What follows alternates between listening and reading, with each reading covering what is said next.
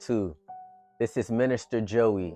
Thank you for joining us as we dive deeper in our fast by unboxing scriptures. We'll be starting with Mark chapter 11. This is where Jesus gets to a fig tree. There's no food on it, so he curses it. Mark chapter 11, verse 20 through 24. You might want to get your Bibles and read along. I'm coming from the King James Version.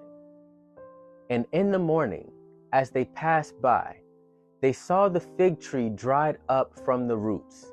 And Peter, calling to remembrance, saith unto him, Master, behold, the fig tree which thou cursest is withered away. And Jesus said unto them, Have faith in God, for verily I say unto you, that whosoever shall say unto this mountain, Be thou removed, and be thou cast into the sea, and shall not doubt in his heart, but shall believe that those things which he saith shall come to pass, he shall have whatsoever he saith.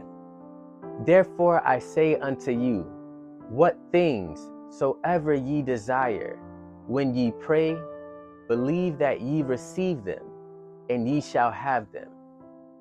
Now this is very interesting because our whole lives we've heard faith the size of a mustard seed will move a mountain, and in church there's a lot of speaking to situations and declaring, and far too often we don't see any results. So why is that? Jesus says something very interesting here in verse 23. He says, And be thou cast into the sea, and shall not doubt in his heart. The key there is not doubting in your heart. Doubt is the number one killer for your prayers. If you're praying out loud, but in your heart, you have zero belief in what you're praying for, you can't hope to see it manifest. So if you're taking notes on how to go a little deeper during this fast when you pray, be sure that before you even pray, you're meditating on what it is that's on your heart to pray about. Focus on it. That way, when you open your mouth to pray, you can believe the words that you're speaking and declaring. Jesus says something else very interesting here at the second half of verse 23. He says, But shall believe that those things which he saith shall come to pass.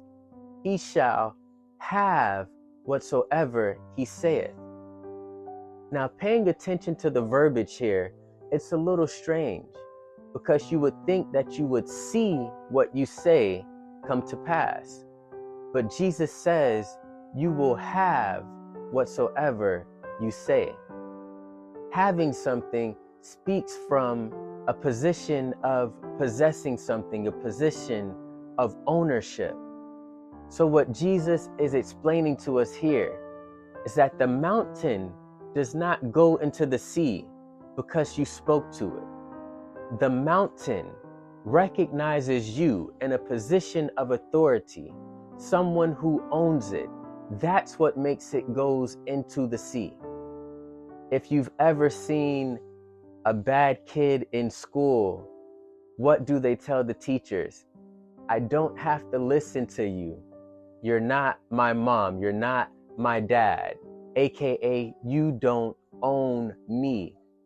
When you speak to things, they don't move because you ask nicely.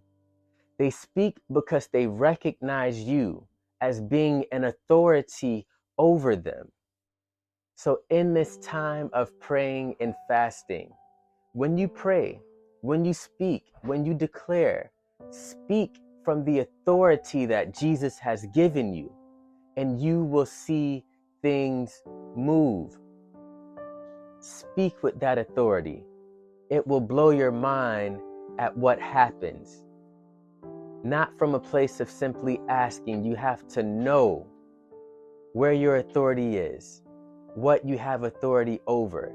So keeping that in mind, Group 52, what would happen If when you prayed for people, you spoke to cancer like you owned it and told it to leave. If you spoke to that sickness, that cold, that cough, that diabetes, as if you owned it, as if you knew you were in a position of authority over it and told it to leave, imagine what would happen. Imagine the revival that would sweep the church. So this is Mark chapter 11, verse 20 through 24, as we deep dive on our fast. And these are tips on how to pray and go deeper. Pray without doubt and pray with authority. Thank you, Group 52. Enjoy your fast, be safe, and have an amazing week.